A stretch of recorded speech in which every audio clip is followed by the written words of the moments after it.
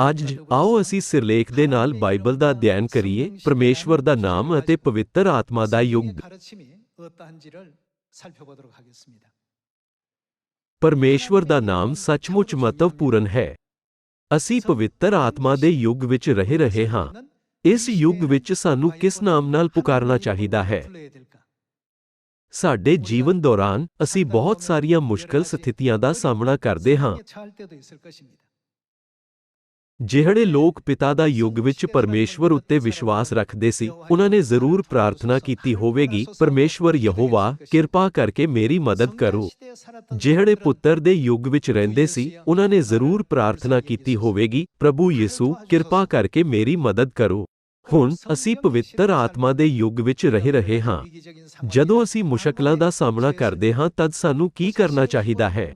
ਜਦੋਂ ਅਸੀਂ ਆਪਣੇ ਆਪ ਕਿਸੇ ਚੀਜ਼ ਤੇ ਕਾਬੂ ਪਾਉਣ ਵਿੱਚ ਅਸਮਰੱਥ ਹੁੰਦੇ ਹਾਂ ਅਤੇ ਪਰਮੇਸ਼ਵਰ ਦੀ ਮਦਦ ਦੀ ਲੋੜ ਹੁੰਦੀ ਹੈ, ਤਾਂ ਸਾਨੂੰ ਕਿਹੜਾ ਨਾਮ ਲੈਣਾ ਚਾਹੀਦਾ ਹੈ? ਪਰਮੇਸ਼ਵਰ ਸਾਨੂੰ ਬਾਈਬਲ ਰਾਹੀਂ ਦੱਸਦੇ ਹਨ ਕਿ ਜਿਹੜੇ ਲੋਕ ਪਰਮੇਸ਼ਵਰ ਦਾ ਨਾਂ ਨਹੀਂ ਜਾਣਦੇ, ਉਹ ਪਰਮੇਸ਼ਵਰ ਦੇ ਲੋਕ ਨਹੀਂ ਹਨ। ਇੱਥੇ ਪਰਮੇਸ਼ਵਰ ਦੀ ਇੱਕ ਮਹੱਤਵਪੂਰਨ ਇੱਛਾ ਹੈ। ਪਰਮੇਸ਼ਵਰ ਦੇ ਨਾਮ ਦੁਆਰਾ ਉਹ ਆਪਣੇ ਲੋਕਾਂ ਨੂੰ ਦੂਜਿਆਂ ਨਾਲੋਂ ਵੱਖਰਾ ਕਰਦੇ ਹਨ। ਮਲਾਕੀ ਨਬੀ ਨੇ ਕੀ ਲਿਖਿਆ ਸੀ? ਯਕੀਨਨ ਦਿਨ ਆ ਰਿਹਾ ਹੈ, ਇਹ ਭੱਠੀ ਵਾਂਗ ਸੜ ਜਾਵੇਗਾ, ਪਰ ਤੁਹਾਡੇ ਲਈ ਜੋ ਮੇਰੇ ਨਾਮ ਦਾ ਆਦਰ ਕਰਦੇ ਹੋ, ਧਰਮ ਦਾ ਸੂਰਜ ਚੜ੍ਹੇਗਾ। ਉਹ ਦਿਨ ਪਵਿੱਤਰ ਆਤਮਾ ਦੇ ਯੁੱਗ ਨੂੰ ਦਰਸਾਉਂਦਾ ਹੈ, ਜਦੋਂ ਪਰਮੇਸ਼ਵਰ ਅੱਗ ਨਾਲ ਆਖਰੀ ਨਿਆਂ ਲਿਆਵੇਗਾ। ਜਿਹੜੇ ਲੋਕ ਪਵਿੱਤਰ ਆਤਮਾ ਦੇ ਯੁੱਗ ਵਿੱਚ ਪਰਮੇਸ਼ਵਰ ਦੇ ਨਾਮ ਨੂੰ ਨਹੀਂ ਜਾਣਦੇ, ਉਹ ਪਰਮੇਸ਼ਵਰ ਦੇ ਲੋਕ ਨਹੀਂ ਹਨ। ਪਰਮੇਸ਼ਵਰ ਉਹਨਾਂ ਨੂੰ ਬਾਹਰ ਕੱਢ ਦੇਵੇਗਾ, ਆਖੇਗਾ, ਮੈਂ ਤੁਹਾਨੂੰ ਕਦੇ ਨਹੀਂ ਜਾਣਿਆ। ਹੇ ਕੁਕਰਮ ਕਰਨ ਵਾਲਿਓ, ਮੇਰੇ ਤੋਂ ਦੂਰ ਹੋ ਜਾਓ। ਪਰਮੇਸ਼ਵਰ ਸਿਰਫ ਇੱਕ ਹੀ ਨਾਮ ਦੀ ਵਰਤੋਂ ਕਰ ਸਕਦੇ ਸੀ, ਜਿਸ ਨਾਲ ਲੋਕਾਂ ਲਈ ਉਹਨਾਂ ਦੇ ਨਾਮ ਨੂੰ ਪਛਾਣਨਾ ਆਸਾਨ ਹੋ ਸਕਦਾ ਸੀ। ਹਾਲਾਂਕਿ ਕਿਸੇ ਸਮੇਂ ਉਹ ਆਪਣਾ ਨਾਮ ਬਦਲ ਦਿੰਦੇ ਹਨ, ਭਾਵੇਂ ਪਰਮੇਸ਼ਵਰ ਇੱਕ ਹੀ ਹਨ। ਜਦੋਂ ਪਾਣੀ ਤਰਲ ਅਵਸਥਾ ਵਿੱਚ ਹੁੰਦਾ ਹੈ ਤਾਂ ਉਸ ਨੂੰ ਕੀ ਕਿਹਾ ਜਾਂਦਾ ਹੈ? ਇਹ ਪਾਣੀ ਹੈ। ਜਦੋਂ ਤਾਪਮਾਨ 0 ਸੈਲਸੀਅਸ ਤੋਂ ਘਟ ਜਾਂਦਾ ਹੈ ਅਤੇ ਪਾਣੀ ਠੋਸ ਬਣ ਜਾਂਦਾ ਹੈ, ਤਾਂ ਇਸ ਦਾ ਨਾਮ ਬਰਫ਼ ਵਿੱਚ ਬਦਲ ਜਾਂਦਾ ਹੈ। ਹਾਲਾਂਕਿ ਕੀ ਇਸ ਦਾ ਤੱਤ ਬਦਲਦਾ ਹੈ? ਸਾਰ ਉਹੀ ਰਹਿੰਦਾ ਹੈ। ਹਾਲਾਂਕਿ ਜਦੋਂ ਤਾਪਮਾਨ ਦੇ ਕਾਰਨ ਰੂਪ ਬਦਲਦਾ ਹੈ, ਤਾਂ ਨਾਮ ਬਦਲ ਜਾਂਦਾ ਹੈ। ਕੀ ਤੱਤ ਅਜੇ ਵੀ ਪਾਣੀ ਨਹੀਂ ਹੈ? ਹੁਣ ਜੇਕਰ ਇਸ ਨੂੰ 100 ਸੈਲਸੀਅਸ ਤੋਂ ਉੱਪਰ ਉਬਾਲਿਆ ਜਾਵੇ ਤਾਂ ਇਹ ਗੈਸ ਵਿੱਚ ਬਦਲ ਜਾਂਦਾ ਹੈ। ਅਸੀਂ ਇਸ ਨੂੰ ਕੀ ਕਹਿੰਦੇ ਹਾਂ? ਅਸੀਂ ਇਸ ਨੂੰ ਭਾਫ਼ ਕਹਿੰਦੇ ਹਾਂ। ਭਾਵੇਂ ਇਹ ਪਾਣੀ ਹੋਵੇ, ਬਰਫ਼ ਹੋਵੇ ਜਾਂ ਭਾਫ਼ ਹੋਵੇ, ਤੱਤ ਇੱਕੋ ਹੀ ਰਹਿੰਦਾ ਹੈ। ਪਿਤਾ ਦੇ ਯੁੱਗ ਵਿੱਚ ਪਰਮੇਸ਼ਵਰ ਨੇ ਯਹੋਵਾ ਦਾ ਨਾਮ ਵਰਤਿਆ। ਪੁੱਤਰ ਦੇ ਯੁੱਗ ਵਿੱਚ ਉਹਨਾਂ ਨੂੰ ਲੋਕਾਂ ਉੱਤੇ ਦਇਆ ਆਈ ਅਤੇ ਇੱਕ ਆਤਮਾ ਦੇ ਰੂਪ ਵਿੱਚ ਸਵਰਗ ਵਿੱਚ ਨਹੀਂ ਰਹਿ ਸਕੇ। ਇਸ ਲਈ ਉਹ ਸਰੀਰ ਵਿੱਚ ਇਸ ਧਰਤੀ ਉੱਤੇ ਆਏ ਅਤੇ ਖੁਸ਼ਖਬਰੀ ਦਾ ਪ੍ਰਚਾਰ ਕੀਤਾ। ਪਰਮੇਸ਼ਵਰ ਜੋ ਸਵਰਗ ਵਿੱਚ ਸੀ, ਸਰੀਰ ਵਿੱਚ ਇਸ ਧਰਤੀ ਉੱਤੇ ਆਏ। ਅਸੀਂ ਉਹਨਾਂ ਨੂੰ ਪਰਮੇਸ਼ਵਰ ਪੁੱਤਰ ਯਾਨੀ ਯਿਸੂ ਮਸੀਹ ਕਹਿੰਦੇ ਹਾਂ। ਪਰ ਬਾਈਬਲ ਕਹਿੰਦੀ ਹੈ ਕਿ ਪਰਮੇਸ਼ਵਰ ਇੱਕ ਵਾਰ ਫਿਰ ਆਪਣਾ ਰੂਪ ਬਦਲੇਗਾ। ਯੂਹੰਨਾ ਰਸੂਲ ਨੇ ਇਸ ਸੰਬੰਧੀ ਪ੍ਰਕਾਸ਼ਨ ਦੇਖੇ। ਇਹ ਪ੍ਰਕਾਸ਼ ਦੀ ਪੋਥੀ ਦੇ ਅਧਿਆਇ 3 ਅਤੇ 2 ਵਿੱਚ ਦਿਖਾਇਆ ਗਿਆ ਹੈ। ਯਿਸੂ ਕਹਿੰਦੇ ਹਨ ਕਿ ਉਹਨਾਂ ਦਾ ਇੱਕ ਨਵਾਂ ਨਾਮ ਹੋਵੇਗਾ। ਫਿਰ ਉਹ ਆਪਣਾ ਨਵਾਂ ਨਾਮ ਕਦੋਂ ਵਰਣਗੇ? ਇਹ ਪਿਤਾ ਜਾਂ ਪੁੱਤਰ ਦੇ ਯੁੱਗ ਵਿੱਚ ਨਹੀਂ ਹੈ। ਉਹ ਪਵਿੱਤਰ ਆਤਮਾ ਦੇ ਯੁੱਗ ਵਿੱਚ ਆਪਣੇ ਨਵੇਂ ਨਾਮ ਨਾਲ ਆਉਣਗੇ। ਉਹ ਨਾਮ ਇੱਕ ਅਦੁੱਤੀ ਸ਼ਕਤੀ ਰੱਖਦਾ ਹੈ। ਜਿਵੇਂ ਕਿ ਹੋਰ ਲੋਕ ਮਸੀਹਾਨ ਸਾਂਗ ਹੋਂਗ ਜੀ ਦੇ ਪਵਿੱਤਰ ਨਾਮ ਵਿੱਚ ਪ੍ਰਾਰਥਨਾ ਕਰਦੇ ਹਨ, ਉਹਨਾਂ ਦੇ ਨਾਮ ਨੂੰ ਵਧੇਰੇ ਬੁਲਾਇਆ ਜਾਂਦਾ ਹੈ ਅਤੇ ਨਤੀਜੇ ਵਜੋਂ ਹਨੇਰਾ ਦੂਰ ਹੋ ਜਾਂਦਾ ਹੈ। ਇਹ ਸੰਸਾਰ ਨੂੰ ਰੋਸ਼ਨੀ ਦੇ ਸੰਸਾਰ ਵਿੱਚ ਬਦਲਦਾ ਹੈ। ਇਸ ਲਈ ਨਾਮ ਮਹੱਤਵਪੂਰਨ ਹੈ। ਸਾਨੂੰ ਆਪਣੇ ਆਪ ਵਿੱਚ ਨਾਮ ਅਤੇ ਇਸ ਵਿੱਚ ਮੌਜੂਦ ਸ਼ਕਤੀ ਦੋਵਾਂ ਦੀ ਸਮਝ ਹੋਣੀ ਚਾਹੀਦੀ ਹੈ। ਰਸੂਲਾਂ ਦੇ ਯੁੱਗ ਵਿੱਚ ਕੀ ਧਾਰਮਿਕ ਆਗੂਆਂ ਅਤੇ ਯਹੂਦੀਆਂ ਨੇ ਮੁੱਢਲੇ ਚਰਚ ਉੱਤੇ ਜ਼ੁਲਮ ਨਹੀਂ ਕੀਤੇ ਸੀ? 얼마나 억압했습니까? ਉਹਨਾਂ ਨੇ ਕਿਹਾ, ਇਸ ਨਾਮ ਉੱਤੇ ਨਾ ਬੋਲਣਾ, ਇਸ ਨਾਮ ਵਿੱਚ ਕਿਸੇ ਵੀ ਸ਼ਕਤੀ ਨੂੰ ਉਤੇਜਿਤ ਨਾ ਕਰੋ। ਉਹਨਾਂ ਨੇ ਨਾਮ ਜਪਣ ਵਾਲੇ ਸੰਤਾਂ ਨੂੰ ਦਬਾ ਦਿੱਤਾ।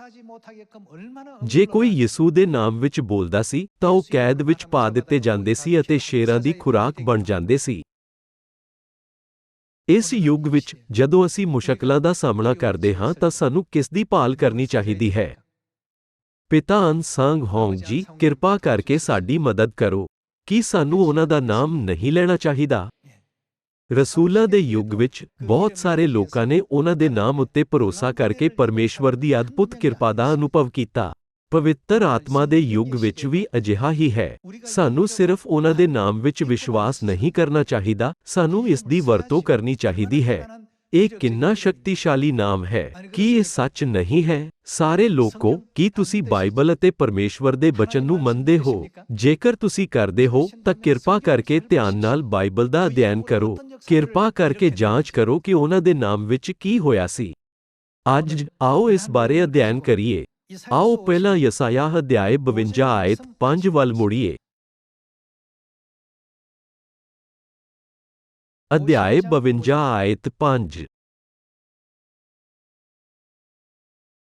ਹੁਣ ਇੱਥੇ ਮੇਰੇ ਲਈ ਕੀ ਹੈ? ਯਹੋਵਾਹ ਦਾ ਵਾਕ ਹੈ, ਮੇਰੀ ਪਰਜਾ ਜੋ ਮੁਖਤ ਲਈ ਗਈ, ਉਹਦੇ ਹਾਕਮ ਰੌਲਾ ਪਾਉਂਦੇ ਹਨ।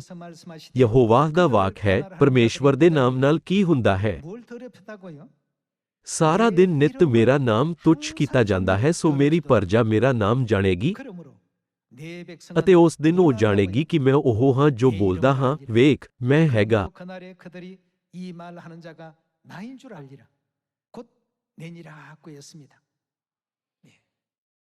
ਪਰਮੇਸ਼ਵਰ ਦੇ ਲੋਕਾਂ ਨੂੰ ਪਰਮੇਸ਼ਵਰ ਦਾ ਨਾਮ ਜਾਣਨਾ ਚਾਹੀਦਾ ਹੈ। ਹਾਲਾਂਕਿ ਜਦੋਂ ਅਸੀਂ ਅੱਜ ਲੋਕਾਂ ਨੂੰ ਪੁੱਛਦੇ ਹਾਂ, ਪਵਿੱਤਰ ਆਤਮਾ ਪਰਮੇਸ਼ਵਰ ਦਾ ਨਾਮ ਕੀ ਹੈ? ਕੀ ਉਹ ਜਾਣਦੇ ਹਨ? ਸਿਰਫ ਸੀਯੋਨ ਦੀ ਸੰਤਾਨ ਹੀ ਜਾਣਦੀ ਹੈ ਅਤੇ ਉਹਨਾਂ ਦੇ ਨਾਮ ਉੱਤੇ ਵਿਸ਼ਵਾਸ ਕਰਦੀ ਹੈ। ਪਰਮੇਸ਼ਵਰ ਨੇ ਆਪ ਇਹ ਸ਼ਬਦ ਉੱਚੀ ਆਵਾਜ਼ ਵਿੱਚ ਕਹੇ, ਮੇਰੇ ਲੋਕ ਮੇਰਾ ਨਾਮ ਜਾਣਦੇ ਹਨ। ਸਾਰੇ ਲੋਕੋ, ਬਹੁਤ ਸਾਰੇ ਚਰਚ ਹਨ। ਕੀ ਉਹ ਯਹੋਵਾਹ ਅਤੇ ਯਿਸੂ ਨੂੰ ਜਾਣਦੇ ਹਨ? ਉਹ ਇਹਨਾਂ ਨਾਮਾਂ ਨੂੰ ਜਾਣਦੇ ਹਨ। ਫਿਰ ਪਰਮੇਸ਼ਵਰ ਨੇ ਇਹ ਵਚਨ ਬਾਈਬਲ ਵਿੱਚ ਕਿਉਂ ਦਰਜ ਕੀਤੇ? ਪਵਿੱਤਰ ਆਤਮਾ ਦੇ ਯੁੱਗ ਵਿੱਚ ਆਪਣੇ ਲੋਕਾਂ ਨੂੰ ਪਹਿਚਾਣਨ ਲਈ ਪਰਮੇਸ਼ਵਰ ਨੇ ਆਪਣੇ ਨਾਮ ਵਿੱਚ ਇੱਕ ਬਹੁਤ ਹੀ ਡੂੰਘਾ ਮਕਸਦ ਰੱਖਿਆ ਹੈ। ਪਰਮੇਸ਼ਵਰ ਦਾ ਨਾਮ ਸਿਰਫ ਇੱਕ ਨਾਮ ਨਹੀਂ ਹੈ, ਇਸ ਵਿੱਚ ਬਹੁਤ ਸ਼ਕਤੀ ਹੈ। ਸਾਰੇ ਲੋਕੋ, ਕੀ ਤੁਸੀਂ ਅਲੀ ਬਾਬਾ ਅਤੇ 40 ਚੋਰਾਂ ਦੀ ਕਹਾਣੀ ਨਹੀਂ ਜਾਣਦੇ ਹੋ? ਇੱਕ ਗੁਫਾ ਵਿੱਚ ਖਜ਼ਾਨਾ ਸੀ। ਇਸ ਨੂੰ ਦੁਨੀਆ ਦੀ ਕਿਸੇ ਵੀ ਚਾਬੀ ਨਾਲ ਖੋਲ੍ਹਿਆ ਨਹੀਂ ਜਾ ਸਕਦਾ ਸੀ। ਬਸ ਇੱਕ ਵਾਕ ਦੀ ਲੋੜ ਸੀ। ਇਸ ਨੂੰ ਖੋਲ੍ਹਣ ਲਈ ਤੁਹਾਨੂੰ ਕੀ ਕਹਿਣਾ ਚਾਹੀਦਾ ਹੈ? ਖੁੱਲ੍ਹ ਜਾ ਸਿਮ ਸਿਮ। ਇਸੇ ਤਰ੍ਹਾਂ ਸਾਨੂੰ ਕਿਸ ਦਾ ਨਾਮ ਲੈਣਾ ਚਾਹੀਦਾ ਹੈ? ਇਸ ਯੁੱਗ ਵਿੱਚ ਸਾਨੂੰ ਮਸੀਹ ਅਨਸਾਂਗ ਹੋਂਗ ਜੀ ਦੇ ਨਾਮ ਵਿੱਚ ਅਸੀਸਾਂ ਮਿਲਦੀਆਂ ਹਨ ਅਤੇ ਅਸੀਂ ਉਸਤਤ ਕਰਦੇ ਹਾਂ। ਇਸ ਤਰ੍ਹਾਂ ਜਦੋਂ ਮਸੀਹ ਅਨਸਾਂਗ ਹੋਂਗ ਦੇ ਨਾਮ ਦਾ ਪ੍ਰਚਾਰ ਕੀਤਾ ਜਾਂਦਾ ਹੈ ਅਤੇ ਸੰਸਾਰ ਭਰ ਵਿੱਚ ਜਾਣਿਆ ਜਾਂਦਾ ਹੈ, ਤਾਂ ਪਰਮੇਸ਼ਵਰ ਸਾਨੂੰ ਪਿਤਾ, ਪੁੱਤਰ ਅਤੇ ਪਵਿੱਤਰ ਆਤਮਾ ਦੇ ਯੁੱਗ ਵਿੱਚ ਆਪਣੇ ਨਾਮਾਂ ਦੁਆਰਾ ਮੁਕਤੀ ਦੀ ਸੰਪੂਰਨਤਾ ਵੱਲ ਅਗਵਾਈ ਕਰਨਗੇ। ਜਿਹੜੇ ਲੋਕ ਇਹ ਪਹਿਲੀ ਵਾਰ ਸੁਣਦੇ ਹਨ, ਉਹ ਕਹਿੰਦੇ ਹਨ, ਅਸੀਂ ਯਿਸੂ ਦਾ ਨਾਮ ਸੁਣਿਆ ਹੈ। ਕੀ ਉਹ ਚਰਚ ਜੋ ਅਨਸਾਂਗ ਹੋਂਗ ਜੀ ਨਾਮ ਬਾਰੇ ਗੱਲ ਕਰਦਾ ਹੈ ਥੋੜਾ ਅਜੀਬ ਨਹੀਂ ਹੈ? ਯਿਸੂ ਦੇ ਪਹਿਲੀ ਵਾਰ ਆਉਣ ਦੇ ਸਮੇਂ ਬਾਰੇ ਸੋਚੋ। ਯਹੂਦੀ ਸਮਾਜ ਦਾ ਵਿਸ਼ਵਾਸ ਸੀ ਕਿ ਯਹੋਵਾਹ ਪਰਮੇਸ਼ਵਰ ਤੋਂ ਬਿਨਾਂ ਕੋਈ ਮੁਕਤੀਦਾਤਾ ਨਹੀਂ ਹੈ। ਉਹਨਾਂ ਨੇ ਯਹੋਵਾਹ ਦਾ ਨਾਂ ਲੈ ਕੇ ਪ੍ਰਾਰਥਨਾ ਕੀਤੀ। ਹਾਲਾਂਕਿ ਇਹ ਪਰਮੇਸ਼ਵਰ ਦੀ ਭਵਿੱਖਬਾਣੀ ਦੀ ਪੂਰਤੀ ਸੀ। ਲੋਕਾਂ ਦੇ ਦ੍ਰਿਸ਼ਟੀਕੋਣ ਤੋਂ ਨਾਸਰਤ, ਗਲੀਲ ਵਿੱਚ ਇੱਕ ਨਵਾਂ ਧਰਮ ਅਚਾਨਕ ਪ੍ਰਗਟ ਹੋਇਆ। ਨਵੇਂ ਧਰਮ ਦਾ ਆਗੂ ਪਰਮੇਸ਼ਵਰ ਸੀ ਜਿਸ ਨੇ ਯਿਸੂ ਦਾ ਨਾਂ ਵਰਤਿਆ। ਜਦੋਂ ਉਹਨਾਂ ਨੇ ਯਿਸੂ ਦਾ ਨਾਮ ਲਿਆ ਤਾਂ ਹੈਰਾਨੀਜਨਕ ਗੱਲਾਂ ਵਾਪਰੀਆਂ। ਲੰਗੜੇ ਤੁਰਦੇ ਸੀ, ਅੰਨੇ ਵੇਖਦੇ ਸੀ ਅਤੇ ਬੋਲੇ ਸੁਣਦੇ ਸੀ। ਅਜਿਹੀਆਂ ਹੈਰਾਨੀਜਨਕ ਚੀਜ਼ਾਂ ਯਿਸੂ ਦੇ ਨਾਮ ਵਿੱਚ ਵਾਪਰੀਆਂ। ਇਸ ਲਈ ਧਾਰਮਿਕ ਆਗੂਆਂ ਨੇ ਕਿਹਾ, ਯਿਸੂ ਦੇ ਨਾਮ ਉੱਤੇ ਨਾ ਬੋਲਣਾ। 기득권층의 어떤 종교 지도자들은 제발 예수 이름으로 말하지 말란 말이에요. ਕੀ ਤੁਸੀਂ ਜਾਣਦੇ ਹੋ ਕਿ ਪਰਮੇਸ਼ਵਰ ਦੇ ਵਿਰੁੱਧ ਖੜੇ ਲੋਕ ਉਸ ਦੇ ਨਾਮ ਤੋਂ ਕਿਉਂ ਡਰਦੇ ਹਨ? ਇਸ ਬਾਰੇ ਸੋਚੋ ਕਿ ਪੁੱਤਰ ਦੇ ਯੁੱਗ ਵਿੱਚ ਯਿਸੂ ਦੇ ਨਾਮ ਦੁਆਰਾ ਮੁਕਤੀ ਦੀ ਕਿਰਪਾ ਕਿਵੇਂ ਦਿੱਤੀ ਗਈ ਸੀ। ਇਸ ਲਈ ਸ਼ੈਤਾਨ ਪਵਿੱਤਰ ਆਤਮਾ ਦੇ ਯੁੱਗ ਵਿੱਚ ਯਿਸੂ ਦੇ ਨਵੇਂ ਨਾਮ ਨੂੰ ਪ੍ਰਗਟ ਹੋਣ ਤੋਂ ਰੋਕਣ ਲਈ ਚਿੰਤਤ ਹੈ। ਆਓ ਅਤੇ ਪਰਮੇਸ਼ਵਰ ਦੇ ਨਾਮਾਂ ਨੂੰ ਪਿਤਾ ਦੇ ਯੁੱਗ ਵਿੱਚ ਯਹੋਵਾ, ਪੁੱਤਰ ਦੇ ਯੁੱਗ ਵਿੱਚ ਯਿਸੂ ਅਤੇ ਪਵਿੱਤਰ ਆਤਮਾ ਦੇ ਯੁੱਗ ਵਿੱਚ ਨਵਾਂ ਨਾਮ ਅਨਸਾਂਗ ਹੋਂਗ ਜੀ ਦੀਆਂ ਭਵਿੱਖਬਾਣੀਆਂ ਅਤੇ ਸ਼ਕਤੀ ਨੂੰ ਸਹੀ ਢੰਗ ਨਾਲ ਸਮਝਾਏ। 예수 그리스도의 새 이름 안성님의 이름의 그 권능에 대해서 우리가 제대로 알고 또 넘어가야 되겠고요. 2000 ਸਾਲ ਪਹਿਲਾਂ ਆਏ ਯਿਸੂ ਮਸੀਹ ਨੇ ਵੀ ਪਰਮੇਸ਼ਵਰ ਦੇ ਨਾਮਾਂ ਦਾ ਜ਼ਿਕਰ ਕੀਤਾ ਸੀ। ਆਓ ਬਾਈਬਲ ਵਿੱਚ ਉਹਨਾਂ ਦੇ ਬਚਨ ਉੱਤੇ ਇੱਕ ਨਜ਼ਰ ਮਾਰੀਏ। ਆਓ ਮੱਤੀ ਅਧਿਆਇ 28 ਆਇਤ 18 ਨੂੰ ਦੇਖੀਏ। ਮੱਤੀ ਅਧਿਆਇ 28 ਆਇਤ 18।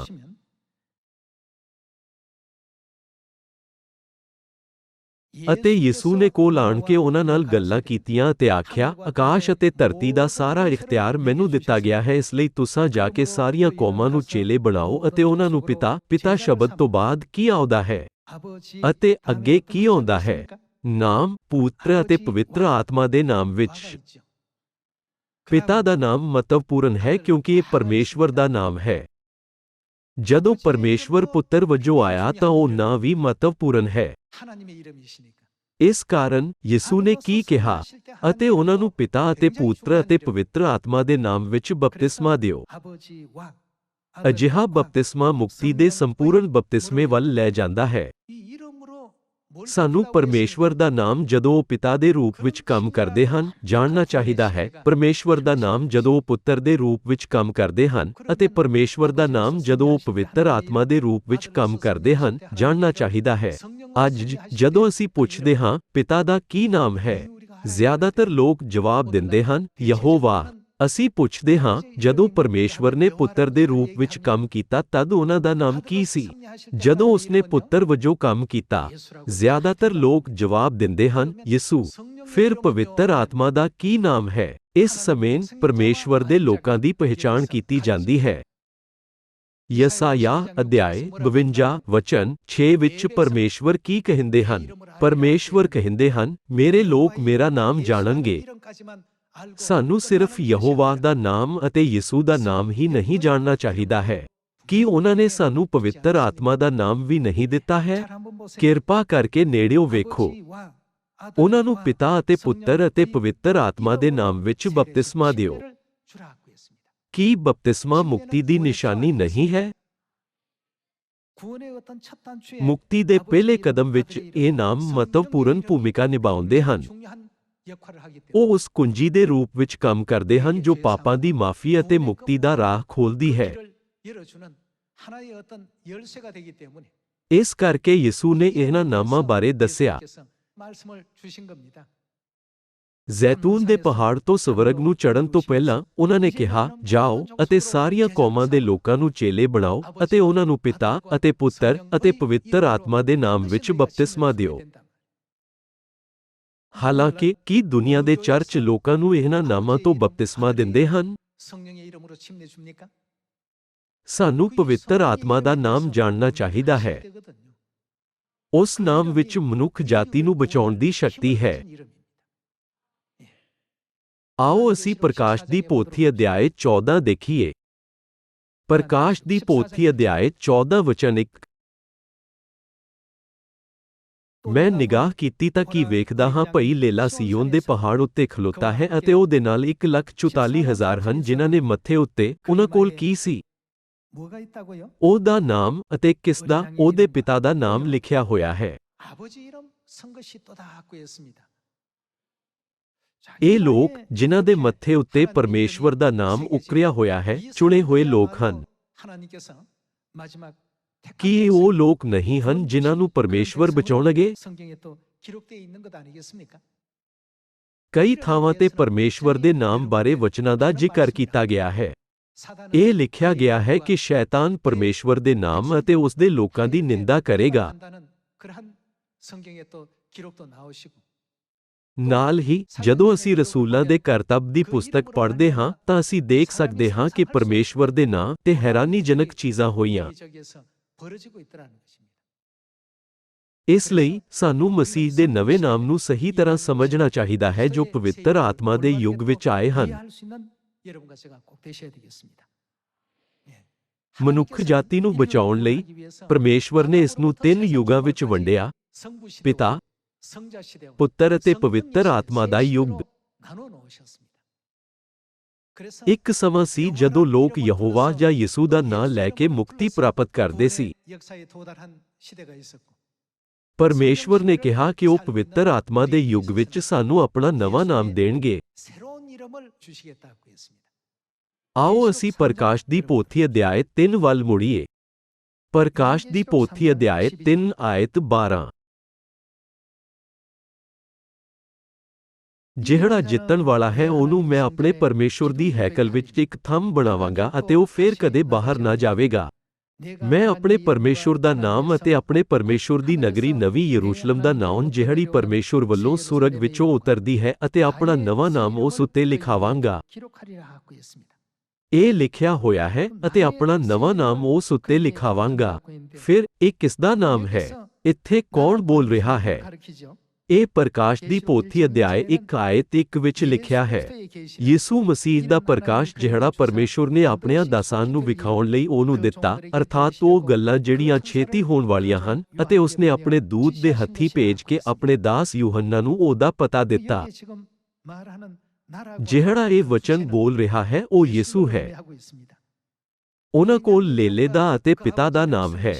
ਉਹਨਾਂ ਕੋਲ ਹੋਰ ਕੀ ਹੈ? 어떤 이름까지요? ਯਿਸੂ ਨੇ ਕਿਹਾ, ਮੈਂ ਉਹਨਾਂ ਉੱਤੇ ਆਪਣਾ ਨਵਾਂ ਨਾਮ ਵੀ ਲਿਖਾਂਗਾ। ਫਿਰ ਕੀ ਯਿਸੂ ਦਾ ਨਵਾਂ ਨਾਮ ਯਿਸੂ ਹੋ ਸਕਦਾ ਹੈ? 단어가 되겠습니까? ਕਿਉਂਕਿ ਇਹ ਇੱਕ ਨਵਾਂ ਨਾਮ ਹੈ, ਇਸ ਲਈ ਇਹ ਨਾਮ ਪਹਿਲਾਂ ਨਹੀਂ ਵਰਤਿਆ ਗਿਆ ਹੈ। ਪਰਮੇਸ਼ਵਰ ਆਖਦੇ ਹਨ ਕਿ ਉਹਨਾਂ ਦੇ ਲੋਕ ਉਹਨਾਂ ਦਾ ਨਾਮ ਜਾਣ ਲੈਣਗੇ। ਅੱਜ ਕੱਲ੍ਹ ਸਮੁੰਦਰ ਦੇ ਕੰਢੇ ਦੀ ਰੇਤ ਵਰਗੇ ਬਹੁਤ ਸਾਰੇ ਚਰਚ ਯਿਸੂ ਦੇ ਨਾਮ ਨੂੰ ਜਾਣਦੇ ਹਨ, ਹਾਲਾਂਕਿ ਉਹ ਨਹੀਂ ਜਾਣਦੇ ਕਿ ਯਿਸੂ ਦਾ ਇੱਕ ਨਵਾਂ ਨਾਮ ਹੈ। 알지를 못하고 있습니다. ਸਿਰਫ ਜਦੋਂ ਅਸੀਂ ਉਹਨਾਂ ਦਾ ਨਾਮ ਜਾਣਦੇ ਹਾਂ, ਅਸੀਂ ਮੁਕਤੀ ਦਾ ਪਹਿਲਾ ਕਦਮ ਚੁੱਕ ਸਕਦੇ ਹਾਂ, ਜੋ ਕਿ ਪਿਤਾ ਅਤੇ ਪੁੱਤਰ ਅਤੇ ਪਵਿੱਤਰ ਆਤਮਾ ਦੇ ਨਾਮ ਵਿੱਚ ਬਪਤਿਸਮਾ ਲੈਣਾ ਹੈ। 를 내드릴 수가 있는 것입니다. ਚਰਚ ਜੋ ਨਵੇਂ ਨਾਮ ਨੂੰ ਨਹੀਂ ਜਾਣਦਾ ਹੈ, ਉਸਨੇ ਮੁਕਤੀ ਦਾ ਪਹਿਲਾ ਕਦਮ ਨਹੀਂ ਚੁੱਕਿਆ ਹੈ। 첫 발을 내딛지 못한 교회라고밖에 볼 수가 없는 것이죠. ਪਿਤਾ ਦਾ ਨਾਮ ਯਹੋਵਾ ਹੈ। 여호와. ਪੁੱਤਰ ਦਾ ਨਾਮ ਕੀ ਹੈ? 이름은요? ਇਹ ਯਿਸੂ ਮਸੀਹ ਹੈ। ਪਵਿੱਤਰ ਆਤਮਾ ਦਾ ਨਾਮ ਕੀ ਹੈ? ਨਵਾਂ ਨਾਮ ਮਸੀਹ ਆਨ ਸੰਗ ਹੋਂਗ ਹੈ। 그래서 ਕੀ ਤੁਸੀਂ ਇਹਨਾਂ ਨਾਮਾਂ ਵਿੱਚ ਬਪਤਿਸਮਾ ਨਹੀਂ ਲਿਆ ਸੀ? ਪਿਤਾ ਪਰਮੇਸ਼ਵਰ ਯਹੋਵਾ, ਪਰਮੇਸ਼ਵਰ ਪੁੱਤਰ ਯਿਸੂ ਮਸੀਹ ਅਤੇ ਪਰਮੇਸ਼ਵਰ ਪਵਿੱਤਰ ਆਤਮਾ ਮਸੀਹ ਆਨ ਸੰਗ ਹੋਂਗ। ਇਹ ਇਸ ਲਈ ਹੈ ਕਿਉਂਕਿ ਬਾਈਬਲ ਸਾਨੂੰ ਪਿਤਾ ਅਤੇ ਪੁੱਤਰ ਅਤੇ ਪਵਿੱਤਰ ਆਤਮਾ ਦੇ ਨਾਮ ਤੇ ਲੋਕਾਂ ਨੂੰ ਬਪਤਿਸਮਾ ਦੇਣਾ ਸਿਖਾਉਂਦੀ ਹੈ। 그래서 ਇਹ ਪ੍ਰਕਾਸ਼ ਦੀ ਪੋਥੀ ਅਧਿਆਇ 3 ਆਇਤ 12 ਵਿੱਚ ਵੀ ਲਿਖਿਆ ਗਿਆ ਹੈ, ਮੈਂ ਉਹਨਾਂ ਉੱਤੇ ਆਪਣਾ ਨਵਾਂ ਨਾਮ ਲਿਖਾਂਗਾ। 누구에게요? ਨਵਾਂ ਨਾਮ ਕਿਸ ਤੇ ਲਿਖਿਆ ਜਾਵੇਗਾ? 그 사람에게. ਵਿਸ਼ਵਾਸ ਨਾਲ ਜਿੱਤਣ ਵਾਲਿਆਂ ਨੂੰ ਪਰਮੇਸ਼ਵਰ ਅਜਿਹੀ ਬਰਕਤ ਦੇਣਗੇ। 알려주고 있습니다. ਹੁਣ ਆਓ ਅਸੀਂ ਨਵੇਂ ਨਾਮ ਦੀਆਂ ਵਿਸ਼ੇਸ਼ਤਾਵਾਂ ਦੀ ਜਾਂਚ ਕਰੀਏ। ਆਓ ਪ੍ਰਕਾਸ਼ ਦੀ ਪੋਥੀ ਅਧਿਆਇ 2 ਆਇਤ 17 ਵੱਲ ਮੁੜੀਏ। ਅਧਿਆਇ 2 ਆਇਤ 17। ਜੇ ਦੇ ਕੰਨ ਹਨ ਸੋ ਸੁਣੇ ਭਈ ਆਤਮਾ ਕਲੀਸਿਯਾਨ ਨੂੰ ਕੀ ਆਖਦਾ ਹੈ। ਜਿਹੜਾ ਜਿੱਤਣ ਵਾਲਾ ਹੈ ਉਹਨੂੰ ਮੈਂ ਗੁਪਤ ਮਨ ਵਿੱਚੋਂ ਦਿਆਂਗਾ ਅਤੇ ਮੈਂ ਉਹਨੂੰ ਇੱਕ ਚਿੱਟਾ ਪੱਥਰ ਦਿਆਂਗਾ ਅਤੇ ਉਸ ਪੱਥਰ ਉੱਤੇ ਕੀ ਲਿਖਿਆ ਹੋਵੇਗਾ? ਇੱਕ ਨਵਾਂ ਨਾਮ ਲਿਖਿਆ ਹੋਇਆ ਹੈ ਜਿਹਨੂੰ ਉਹਦੇ ਲੈਣ ਵਾਲੇ ਤੋਂ ਛੁੱਟ ਹੋਰ ਕੋਈ ਨਹੀਂ ਜਾਣਦਾ ਹੈ। ਇਸ ਦਾ ਅਰਥ ਹੈ ਜੋ ਉਸ ਨੂੰ ਵਿਸ਼ਵਾਸ ਨਾਲ ਪ੍ਰਾਪਤ ਕਰਦਾ ਹੈ। ਉਹਨਾਂ ਤੋਂ ਬਿਨਾਂ ਹੋਰ ਕੋਈ ਹੈ ਜੋ ਨਵੇਂ ਨਾਮ ਨੂੰ ਜਾਣਦਾ ਹੈ? ਨਹੀਂ। ਪਰਮੇਸ਼ਵਰ ਆਖਦੇ ਹਨ, ਮੇਰੇ ਲੋਕ ਮੇਰਾ ਨਾਮ ਜਾਣ ਲੈਣਗੇ। ਦੂਜੇ ਸ਼ਬਦਾਂ ਵਿੱਚ ਸਿਰਫ ਉਹੀ ਲੋਕ ਜੋ ਨਵਾਂ ਨਾਮ ਪ੍ਰਾਪਤ ਕਰਦੇ ਹਨ, ਪਰਮੇਸ਼ਵਰ ਦੇ ਸੱਚੇ ਲੋਕ ਹਨ। ਅੱਜ ਇੱਥੇ ਬਹੁਤ ਸਾਰੇ ਚਰਚ ਹਨ ਜੋ ਇਹ ਦਾਅਵਾ ਕਰਦੇ ਹਨ ਕਿ ਉਹਨਾਂ ਨੂੰ ਬਚਾਇਆ ਗਿਆ ਹੈ ਅਤੇ ਉਹ ਪਰਮੇਸ਼ਵਰ ਦੀ ਸੰਤਾਨ ਹਨ। ਹਾਲਾਂਕਿ ਪਰਮੇਸ਼ਵਰ ਉਹਨਾਂ ਨੂੰ ਪੁੱਛਦੇ ਹਨ, ਕੀ ਤੁਸੀਂ ਮੇਰੇ ਲੋਕ ਹੋ? ਹਾਂ, ਅਸੀਂ ਹਾਂ। ਫਿਰ ਕੀ ਤੁਸੀਂ ਮੇਰਾ ਨਾਮ ਜਾਣਦੇ ਹੋ? ਸਾਨੂੰ ਨਹੀਂ ਪਤਾ। ਸਾਰੇ ਲੋਕੋ, ਇਹ ਗੱਲਬਾਤ ਕਿੰਨੀ ਅਜੀਬ ਹੈ। ਉਹ ਪਰਮੇਸ਼ਵਰ ਦਾ ਨਾਮ ਵੀ ਨਹੀਂ ਜਾਣਦੇ, ਪਰ ਫਿਰ ਵੀ ਉਹ ਪਰਮੇਸ਼ਵਰ ਨੂੰ ਮੰਨਣ ਦਾ ਦਾਅਵਾ ਕਰਦੇ ਹਨ। ਇਸੇ ਲਈ ਇਹ ਯਸਾਯਾਹ ਅਧਿਆਇ 52 ਆਇਤ 6 ਵਿੱਚ ਲਿਖਿਆ ਗਿਆ ਹੈ, ਮੇਰੇ ਲੋਕ ਮੇਰਾ ਨਾਮ ਜਾਣਨਗੇ। ਪਿਤਾ ਦੇ ਯੁੱਗ ਅਤੇ ਪੁੱਤਰ ਦੇ ਯੁੱਗ ਵਿੱਚ ਸਿਰਫ ਪਰਮੇਸ਼ਵਰ ਦਾ ਨਾਮ ਨਹੀਂ ਹੈ। ਪਵਿੱਤਰ ਆਤਮਾ ਦੇ ਯੁੱਗ ਵਿੱਚ ਯਿਸੂ ਦਾ ਨਵਾਂ ਨਾਮ ਹੈ। ਜੋ ਪਰਮੇਸ਼ਵਰ ਦੇ ਨਾਮ ਨੂੰ ਪੂਰੀ ਤਰ੍ਹਾਂ ਜਾਣਦੇ ਹਨ, ਉਹ ਉਹਨਾਂ ਦੇ ਸੱਚੇ ਲੋਕ ਹਨ ਜਿਨ੍ਹਾਂ ਦੀ ਪਰਮੇਸ਼ਵਰ ਨੇ ਲੰਬੇ ਸਮੇਂ ਤੋਂ ਉਡੀਕ ਕੀਤੀ ਹੈ ਨਾ? ਉਹਨਾਂ ਵਿੱਚੋਂ ਜਿਹੜੇ ਪਹਿਲੀ ਵਾਰ ਸਾਡੇ ਚਰਚ ਵਿੱਚ ਆਉਂਦੇ ਹਨ, ਕੁਝ ਪੁੱਛਦੇ ਹਨ, ਚਰਚ ਆਫ ਗॉड ਯਿਸੂ ਉੱਤੇ ਵਿਸ਼ਵਾਸ ਕਿਉਂ ਨਹੀਂ ਕਰਦਾ? ਸਾਰੇ ਲੋਕੋ, ਕੀ ਅਸੀਂ ਯਿਸੂ ਉੱਤੇ ਵਿਸ਼ਵਾਸ ਨਹੀਂ ਕਰਦੇ? ਅਸੀਂ ਯਿਸੂ ਨੂੰ ਬਹੁਤ ਪਿਆਰ ਕਰਦੇ ਹਾਂ। ਹਾਲਾਂਕਿ ਚਰਚ ਆਫ ਗॉड ਮਸੀਹ ਆਨਸਾਂਗ ਹੋਂਗ ਜੀ ਦੇ ਨਾਮ ਨੂੰ ਪੁਕਾਰਦਾ ਹੈ। ਅਜਿਹਾ ਕਿਉਂ ਹੈ? ਮਸੀਹ ਆਨਸਾਂਗ ਹੋਂਗ ਕਿਸ ਦਾ ਨਾਮ ਹੈ? ਇਹ ਯਿਸੂ ਦਾ ਨਵਾਂ ਨਾਮ ਹੈ ਜੋ ਪਵਿੱਤਰ ਆਤਮਾ ਦੇ ਯੁੱਗ ਵਿੱਚ ਆਏ। ਫਿਰ ਅਸੀਂ ਕਿਵੇਂ ਪਛਾਣ ਸਕਦੇ ਹਾਂ ਕਿ ਉਹ ਮਸੀਹ ਹੈ? ਬਹੁਤ ਸਾਰੇ ਸਬੂਤ ਹਨ। ਯਿਸੂ ਕਹਿੰਦੇ ਹਨ ਕਿ ਜਦੋਂ ਉਹ ਦੂਜੀ ਵਾਰ ਆਉਣਗੇ ਤਾਂ ਉਹ ਸੀਯੋਨ ਦੀ ਸਥਾਪਨਾ ਕਰਨਗੇ। ਉਹ ਮਨੁੱਖ ਜਾਤੀ ਨੂੰ ਭਲੇ ਅਤੇ ਬੁਰੇ ਦੇ ਗਿਆਨ ਦੇ ਰੁੱਖ ਤੋਂ ਖਾਣ ਦੇ ਪਾਪ ਤੋਂ ਬਚਾਉਣ ਲਈ ਜੀਵਨ ਦਾ ਬਿਰਛ ਲਿਆਉਣਗੇ। ਸਾਰੇ ਲੋਕੋ, ਕਿਸ ਨੇ ਸੀਯੋਨ ਦੀ ਸਥਾਪਨਾ ਕੀਤੀ, ਸਾਨੂੰ ਜੀਵਨ ਦਾ ਬਿਰਛ ਦਿੱਤਾ ਅਤੇ ਸਾਨੂੰ ਲੁਕਿਆ ਹੋਇਆ ਮੰਨਾ ਦਿੱਤਾ। ਇਹ ਮਸੀਹ ਆਨਸਾਂਗ ਹੋਂਗ ਹੈ। ਬਾਈਬਲ ਦੀਆਂ ਭਵਿੱਖਬਾਣੀਆਂ ਦੁਆਰਾ ਨਵਾਂ ਨਾਮ ਮਸੀਹ ਆਨਸਾਂਗ ਹੋਂਗ ਸਾਰੀ ਮਨੁੱਖ ਜਾਤੀ ਨੂੰ ਪ੍ਰਗਟ ਕੀਤਾ ਗਿਆ ਹੈ। ਇਹ ਸਾਡੇ ਦੁਆਰਾ ਬਣਾਇਆ ਗਿਆ ਕੋਈ ਨਾਮ ਨਹੀਂ ਹੈ। ਵੇਖੋ, ਇਹ ਸਾਡਾ ਪਰਮੇਸ਼ੁਰ ਹੈ, ਅਸੀਂ ਉਹਨੂੰ ਉਡੀਕਦੇ ਸਾਂ ਅਤੇ ਉਹ ਸਾਨੂੰ ਬਚਾਵੇਗਾ। ਕੀ ਤੁਹਾਨੂੰ ਯਸਾਯਾਹ ਅਧਿਆਇ 25 ਦੇ ਵਚਨ ਯਾਦ ਹਨ? ਮੀਕਾਹ ਅਧਿਆਇ 4 ਵਿੱਚ ਇਹ ਲਿਖਿਆ ਹੈ ਕਿ ਅੰਤ ਦੇ ਦਿਨਾਂ ਵਿੱਚ ਸੀਯੋਨ ਵਿੱਚ ਪਰਮੇਸ਼ਵਰ ਜੀਵਨ ਦੀ ਵਿਵਸਥਾ ਦਾ ਪ੍ਰਚਾਰ ਕਰਨਗੇ। ਇਹ ਵੀ ਭਵਿੱਖਬਾਣੀ ਕੀਤੀ ਗਈ ਹੈ ਕਿ ਉਹ ਦਾਊਦ ਦੀ ਭਵਿੱਖਬਾਣੀ ਨੂੰ ਪੂਰਾ ਕਰਨਗੇ। ਆਪਣੇ ਪਹਿਲੀ ਵਾਰ ਆਉਣ ਤੇ 3 ਸਾਲ ਅਤੇ ਉਹਨਾਂ ਦੇ ਦੂਸਰੀ ਵਾਰ ਆਉਣ ਤੇ 37 ਸਾਲ ਕੰਮ ਕਰਨਗੇ। ਇਸ ਤਰ੍ਹਾਂ ਬਾਈਬਲ ਵਿੱਚ ਬਹੁਤ ਸਾਰੀਆਂ ਗਵਾਹੀਆਂ ਹਨ। ਪਰਮੇਸ਼ਵਰ ਨੇ ਘੋਸ਼ਣਾ ਕੀਤੀ, ਮੈਂ ਖੁਸ਼ਖਬਰੀ ਦਾ ਪ੍ਰਚਾਰ ਕਰਨ ਲਈ 1918 ਵਿੱਚ ਦੂਜੀ ਵਾਰ ਆਵਾਂਗਾ ਅਤੇ ਮੈਂ 1948 ਵਿੱਚ, ਜਦੋਂ ਅੰਜੀਰ ਦੇ ਰੁੱਖ ਦੀਆਂ ਟਹਿਣੀਆਂ ਨਰਮ ਹੋ ਜਾਂਦੀਆਂ ਹਨ ਅਤੇ ਇਸ ਦੇ ਪੱਤੇ ਨਿਕਲਦੇ ਹਨ, ਉਦੋਂ 30 ਸਾਲ ਦੀ ਉਮਰ ਵਿੱਚ ਮੇਰਾ ਬਪਤਿਸਮਾ ਹੋਵੇਗਾ। ਸਾਰੀਆਂ ਭਵਿੱਖਬਾਣੀਆਂ ਦੇ ਨਕਸ਼ੇ ਕਦਮਾਂ ਤੇ ਚੱਲਦਿਆਂ ਮਸੀਹ ਆਨਸਾਂਗ ਹੋਂਗ ਨੇ 1948 ਵਿੱਚ ਬਪਤਿਸਮਾ ਲਿਆ ਅਤੇ 1985 ਵਿੱਚ ਸਵਰਗ ਚਲੇ ਗਏ, ਜਦੋਂ ਉਹਨਾਂ ਨੇ 37 ਸਾਲਾਂ ਦੀ ਆਪਣੀ ਸੇਵਕਾਈ ਨੂੰ ਪੂਰਾ ਕੀਤਾ। ਹਾਲਾਂਕਿ ਕੀ ਇਸ ਦਾ ਮਤਲਬ ਇਹ ਹੈ ਕਿ ਜੋ ਕੋਈ ਵੀ ਇਸ ਨੂੰ ਪੂਰਾ ਕਰਦਾ ਹੈ ਉਹ ਮਸੀਹ ਹੈ? ਨਹੀਂ, ਅਜਿਹਾ ਨਹੀਂ ਹੁੰਦਾ। ਕੀ ਮਸੀਹ ਆਨਸਾਂਗ ਹੋਂਗ ਨੇ ਮਨੁੱਖਜਾਤੀ ਨੂੰ ਬਚਾਉਣ ਲਈ ਨਵਾਂ ਨੇਮ ਪਸਾਹ, ਜੀਵਨ ਦਾ ਬਿਰਛ ਸੱਚਾਈ ਨਹੀਂ ਲਿਆਏ? ਯਿਰਮੀਯਾਹ ਨਬੀ ਨੇ ਯਿਰਮੀਯਾਹ ਅਧਿਆਇ 31 ਵਿੱਚ ਜ਼ੋਰ ਦਿੱਤਾ ਕਿ ਸਿਰਫ ਪਰਮੇਸ਼ਵਰ ਹੀ ਨਵਾਂ ਨੇਮ ਲਿਆ ਸਕਦੇ ਹਨ। ਕੀ ਇਹ ਇੱਕ ਸਵਰਗਦੂਤ ਸੀ ਜਾਂ ਸਵਰਗੀ ਪ੍ਰਾਣੀ ਸੀ ਜਿਨ੍ਹਾਂ ਨੇ ਕਿਹਾ, ਮੈਂ ਇੱਕ ਨਵਾਂ ਨੇਮ ਬੰਨਾਂਗਾ? ਇਹ ਲਿਖਿਆ ਹੋਇਆ ਹੈ, ਉਹ ਦਿਨ ਆ ਰਹੇ ਹਨ, ਯਹੋਵਾਹ ਦਾ ਵਾਕ ਹੈ, ਜਦੋਂ ਮੈਂ ਇੱਕ ਨਵਾਂ ਨੇਮ ਬੰਨਾਂਗਾ। ਭਾਵੇਂ ਬਹੁਤ ਸਾਰੇ ਬਾਈਬਲ ਵਿਦਵਾਨ ਅਤੇ ਪਾਦਰੀ ਹਨ, ਕੋਈ ਵੀ ਇਸ ਕੰਮ ਨੂੰ ਪੂਰਾ ਨਹੀਂ ਕਰ ਸਕਦਾ। ਇਸ ਨੂੰ ਕੌਣ ਕਰ ਸਕਦਾ ਹੈ? ਸਿਰਫ ਪਰਮੇਸ਼ਵਰ ਹੀ ਕਰ ਸਕਦੇ ਹਨ। ਪਰਮੇਸ਼ਵਰ ਸਰੀਰ ਵਿੱਚ ਇਸ ਧਰਤੀ ਉੱਤੇ ਆਏ, ਨਵੇਂ ਨੇਮ ਦੀ ਸੱਚਾਈ ਨੂੰ ਬਹਾਲ ਕੀਤਾ ਅਤੇ ਸੀਯੋਨ ਨੂੰ ਦੁਬਾਰਾ ਸਥਾਪਿਤ ਕੀਤਾ। ਪਰਮੇਸ਼ਵਰ ਨੇ ਆਪਣੀਆਂ ਸੰਤਾਨਾਂ ਨੂੰ ਜੀਵਨ ਦਾ ਬਿਰਛ ਦਿੱਤਾ, ਜਿਸ ਵਿੱਚ ਨਵਾਂ ਨੇਮ ਪਸਾਹ ਦਾ ਮਾਸ ਅਤੇ ਲਹੂ ਸ਼ਾਮਲ ਹੈ। ਕੀ ਪਿਤਾ ਜੀ ਨੇ ਕਿਹਾ ਸੀ ਕਿ ਉਹ ਇਕੱਲੇ ਆਉਣਗੇ? ਪ੍ਰਕਾਸ਼ ਦੀ ਪੋਥੀ ਅਧਿਆਇ 22 ਦੇ ਅਨੁਸਾਰ ਪਿਤਾ ਪਰਮੇਸ਼ਵਰ, ਮਾਤਾ ਪਰਮੇਸ਼ਵਰ ਦੇ ਨਾਲ ਪ੍ਰਗਟ ਹੋਣਗੇ। ਦੁਨੀਆ ਦੇ ਚਰਚ ਅੱਜ ਦਾਅਵਾ ਕਰਦੇ ਹਨ, ਮੁਕਤੀ ਸਿਰਫ ਪਿਤਾ ਪਰਮੇਸ਼ਵਰ ਦੁਆਰਾ ਹੀ ਕੀਤੀ ਜਾ ਸਕਦੀ ਹੈ ਨਾ? ਹਾਲਾਂਕਿ ਪਿਤਾ ਜੀ ਨੇ ਕੀ ਕਿਹਾ? ਦੂਸਰੀ ਇੱਕ ਹੋਰ ਵੀ ਹੈ, ਇਹ ਉਹੀ ਹੈ ਜੋ ਮੇਰੇ ਬਾਅਦ ਆਉਣ ਵਾਲੀ ਹੈ। ਉਹ ਹੁਣੇ ਇੱਕ ਛੋਟੀ ਬੱਚੀ ਹੈ। ਜਦੋਂ ਸਮਾਂ ਆਵੇਗਾ, ਉਹ ਪ੍ਰਗਟ ਹੋਵੇਗੀ। ਇਸ ਤਰ੍ਹਾਂ ਪਿਤਾ ਨੇ ਸਾਨੂੰ ਸਵਰਗੀ ਮਾਤਾ ਦੀ ਸੱਚਾਈ ਲਈ ਜਗਾਇਆ ਅਤੇ ਬਾਈਬਲ ਦੇ ਸਾਰੇ ਭੇਤਾਂ ਨੂੰ ਹੱਲ ਕੀਤਾ।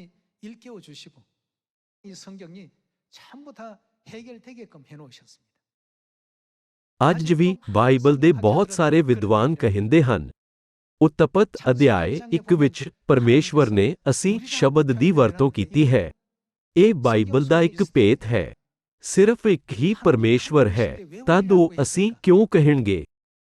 ਉਹ ਇਸ ਭੇਤ ਨੂੰ ਹੱਲ ਨਹੀਂ ਕਰ ਸਕਦੇ ਕਿ ਪਰਮੇਸ਼ਵਰ ਨੇ ਅਸੀਂ ਸ਼ਬਦ ਦੀ ਵਰਤੋਂ ਕਿਉਂ ਕੀਤੀ। 왜 우리라고 했는지.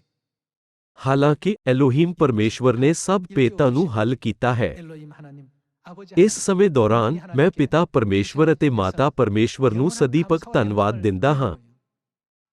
2000 ਸਾਲ ਪਹਿਲਾਂ ਰਸੂਲ ਪਤਰਸ ਨੇ ਯਿਸੂ ਮਸੀਹ ਦੇ ਨਾਮ ਨਾਲ ਬਿਮਾਰਾਂ ਨੂੰ ਚੰਗਾ ਕੀਤਾ ਅਤੇ ਲੰਗੜਿਆਂ ਨੂੰ ਚੱਲਣ ਦਿੱਤਾ। ਪਰਮੇਸ਼ਵਰ ਨੇ ਉਸ ਨੂੰ ਅਜਿਹਾ ਸ਼ਾਨਦਾਰ ਚਮਤਕਾਰ ਦੇਖਣ ਦੀ ਇਜਾਜ਼ਤ ਦਿੱਤੀ।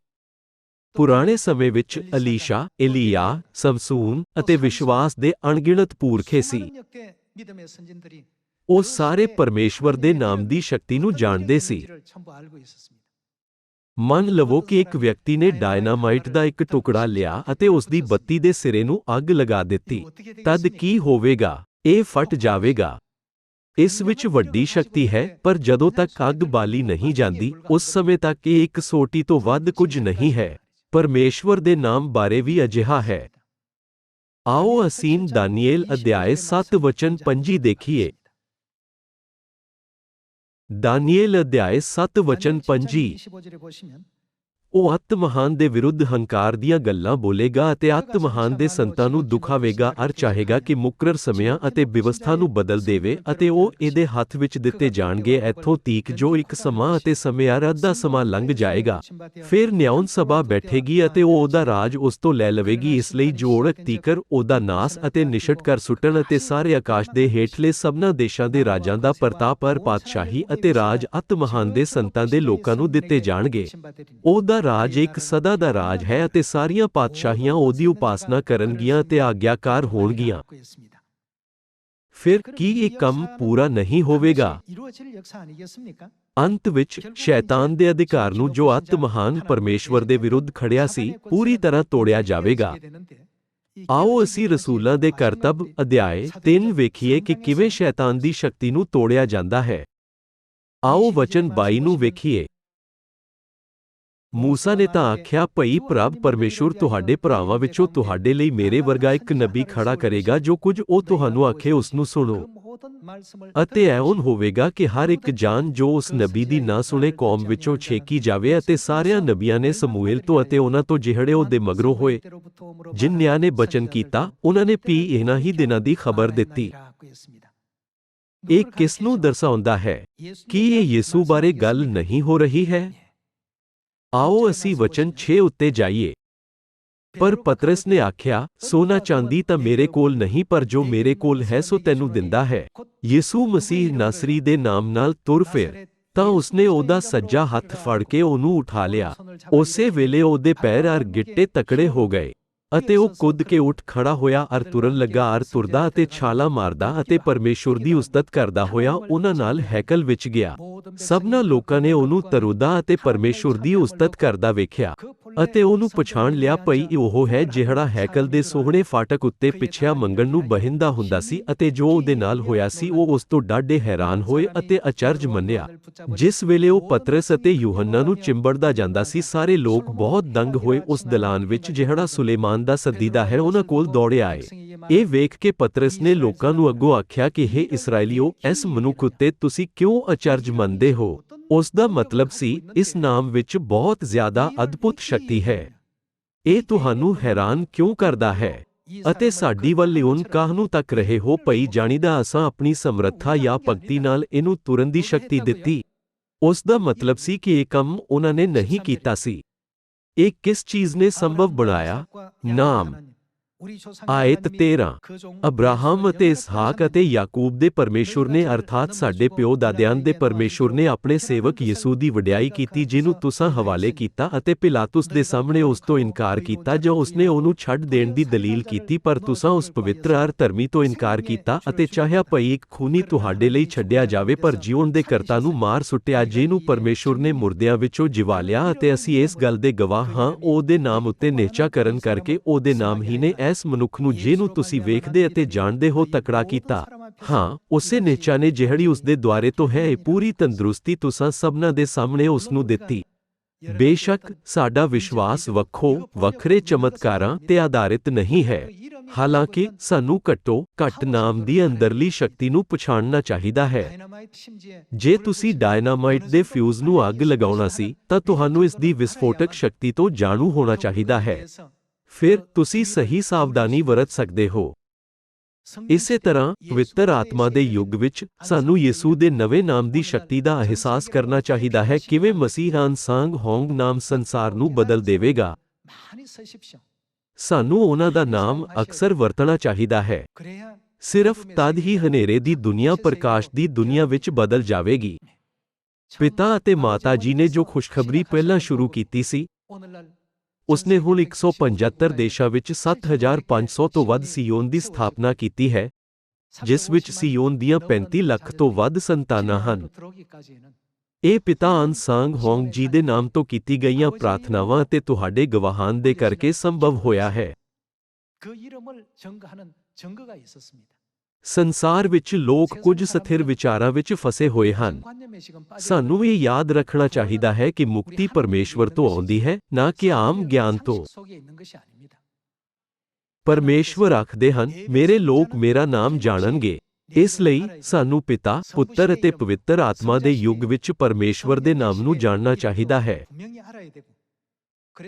ਇਸ ਲਈ ਇਹਨਾਂ ਨਾਮਾਂ ਵਿੱਚ ਬਪਤਿਸਮਾ ਲੈਣਾ ਚਾਹੀਦਾ ਹੈ ਕੀ ਪਰਮੇਸ਼ਵਰ ਨੇ ਆਪਣੇ ਨਾਮ ਨਾਲ ਮੁਕਤੀ ਦਾ ਕੰਮ ਸ਼ੁਰੂ ਨਹੀਂ ਕੀਤਾ ਕੀ ਤੁਸੀਂ ਸਾਰੇ ਨਾਮ ਜਾਣਦੇ ਹੋ ਨਵਾਂ ਨਾਮ ਕੌਣ ਹੈ ਇਹ ਮਸੀਹ ਅਨਸਾਂਗ ਹੋਂਗ ਜੀ ਹਨ ਬਾਈਬਲ ਅਤੇ ਨਬੀਆਂ ਨੇ ਇਸ ਯੁੱਗ ਵਿੱਚ ਪਰਮੇਸ਼ਵਰ ਦੇ ਪ੍ਰਗਟ ਹੋਣ ਦੀ ਇੱਛਾ ਕੀਤੀ ਸੀ ਉਹ ਜਾਣਦੇ ਸੀ ਕਿ ਜਦੋਂ ਉਹਨਾਂ ਦਾ ਨਾਮ ਪ੍ਰਗਟ ਹੋਵੇਗਾ ਤਾਂ ਸ਼ੈਤਾਨ ਦੀ ਸ਼ਕਤੀ ਚਕਨਾਚੂਰ ਹੋ ਜਾਵੇਗੀ ਹੁਣ ਉਹਨਾਂ ਦਾ ਨਾਮ ਸਾਰੇ ਸੰਸਾਰ ਵਿੱਚ ਜਾਣਿਆ ਜਾਂਦਾ ਹੈ ਕੀ ਇਹ ਸਿਰਫ ਪਿਤਾ ਦੇ ਨਾਂ ਤੇ ਲਾਗੂ ਹੁੰਦਾ ਹੈ ਨਵਾਂ ਯਰੂਸ਼ਲਮ ਸਵਰਗੀ ਮਾਤਾ ਜੀ ਦੀ ਮਹਿਮਾ ਵੀ ਪ੍ਰਗਟ ਕੀਤੀ ਗਈ ਹੈ ਕੀ ਤੁਸੀਂ ਪਾਣੀ ਤੋਂ ਬਿਨਾਂ ਰਹਿ ਸਕਦੇ ਹੋ ਫਿਰ ਸਾਨੂੰ ਉਸ ਜਗ੍ਹਾ ਜਾਣਾ ਚਾਹੀਦਾ ਹੈ ਜਿੱਥੇ ਪਾਣੀ ਹੈ ਸਾਨੂੰ ਪਾਣੀ ਕੌਣ ਦਿੰਦਾ ਹੈ ਆਤਮਾ ਅਤੇ ਲਾੜੀ ਸਾਨੂੰ ਪਾਣੀ ਦਿੰਦੇ ਹਨ ਇਸ ਲਈ ਕੀ ਸਾਨੂੰ ਉਹਨਾਂ ਵਿੱਚ ਸਹੀ ਵਿਸ਼ਵਾਸ ਨਹੀਂ ਰੱਖਣਾ ਚਾਹੀਦਾ ਉਹ ਮਨੁੱਖ ਜਾਤੀ ਨੂੰ ਬੁਲਾ ਰਹੇ ਹਨ ਜੋ ਕੋਈ ਪਿਆਸਾ ਹੈ ਆਓ ਅਤੇ ਜੀਵਨ ਦਾ ਪਾਣੀ ਲਓ ਕੀ ਸਾਨੂੰ ਮਾਣ ਨਹੀਂ ਹੈ ਕਿ ਅਸੀਂ ਪਰਮੇਸ਼ਵਰ ਦੇ ਬੱਚੇ ਹਾਂ ਜੋ ਪਵਿੱਤਰ ਆਤਮਾ ਦੇ ਯੁੱਗ ਵਿੱਚ ਪਰਮੇਸ਼ਵਰ ਦਾ ਨਾਮ ਜਾਣਦੇ ਹਾਂ ਪਵਿੱਤਰ ਆਤਮਾ ਦੇ ਯੁੱਗ ਵਿੱਚ ਜਦੋਂ ਪਰਮੇਸ਼ਵਰ ਦਾ ਨਾਮ ਸਹੀ ਢੰਗ ਨਾਲ ਵਰਤਿਆ ਜਾਂਦਾ ਹੈ ਤਾਂ ਪਰਮੇਸ਼ਵਰ ਦੀ ਮਹਿਮਾ ਬ੍ਰਹਿਮੰਡ ਵਿੱਚ ਵੀ ਪ੍ਰਗਟ ਹੋਵੇਗੀ ਅੱਜ ਅਸੀਂ ਪਿਤਾ ਪੁੱਤਰ ਅਤੇ ਪਵਿੱਤਰ ਆਤਮਾ ਦੇ ਨਾਮਾਂ ਤੇ ਇੱਕ ਸੰਖੇਪ ਝਾਤ ਮਾਰੀ ਹੈ ਉਮੀਦ ਕਰਦੇ ਹੋਏ ਕਿ ਤੁਸੀਂ ਬਹੁਤ ਕਿਰਪਾ ਪ੍ਰਾਪਤ ਕੀਤੀ ਹੈ ਮੈਂ ਉਪਦੇਸ਼ ਨੂੰ ਸਮਾਪਤ ਕਰਨਾ ਚਾਹਾਂਗਾ ਤੁਹਾਡਾ ਬਹੁਤ ਬਹੁਤ ਧੰਨਵਾਦ